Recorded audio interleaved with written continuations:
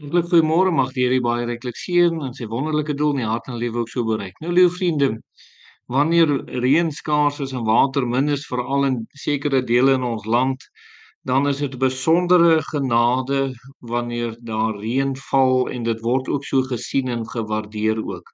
Soos wat hierdie sekretaris voel nou maar die water gebruik wat daar is om te oorleef dan ook. So kom dit ook by ons as mense dat ons moet weet dat daar besondere genade aan ons bewys word, nie net wanneer die reën val nie, nee, daar's 'n groter genade wat ons bewys word. Titus 2 vers 11 sê want die reddende genade van God het aan alle mense verskyn. En dan sê Efesiërs 2 vers 8 want uit genade is julle gered deur die geloof en dit nie uit julleself nie, dis 'n gawe van God. En in hierdie twee teksverse word daar wonderlik verwys na die besondere genade van God. En liewe vriende, dat die Here heel eerstens sekerlik aan ons as mense hierdie genade bewys en dat dit aan ons kan toe kom dat ons gered kan word.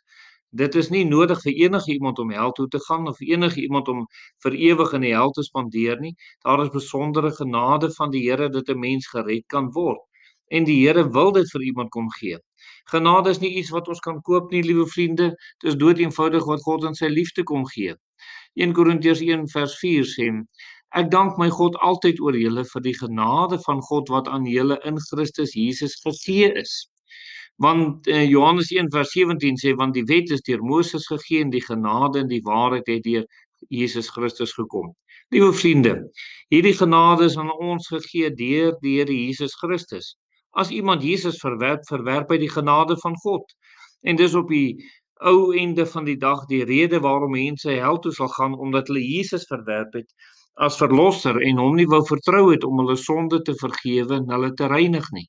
En dit moet u weet vandag of u hierdie genade van God kom aanneem het. Die Here hoef dit nie vir ons te gedoen het nie.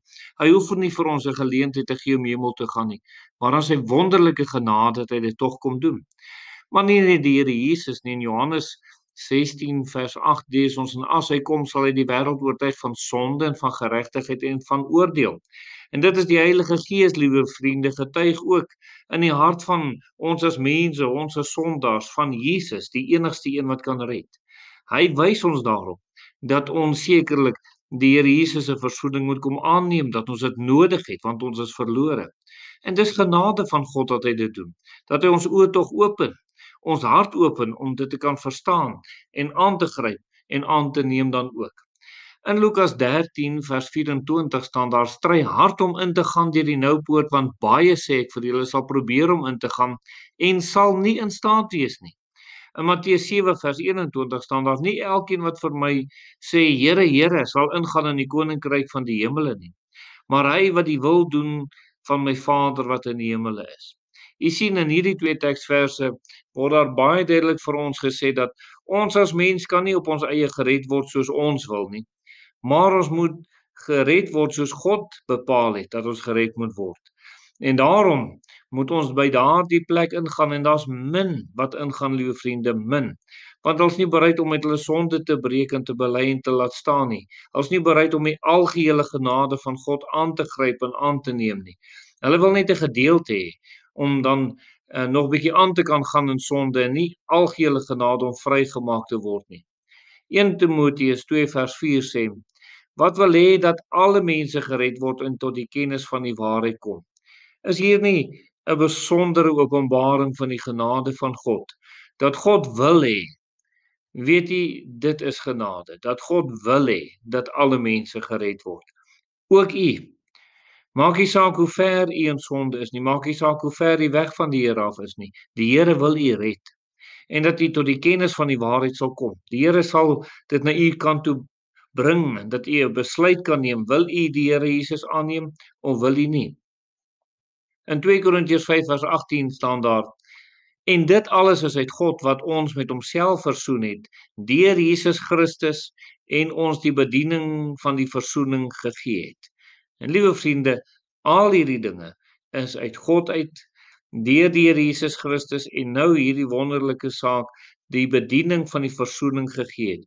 Genade dat ons die evangelie kan deel met ander. Liewe vriende, die engele begeer om die evangelie te verkondig.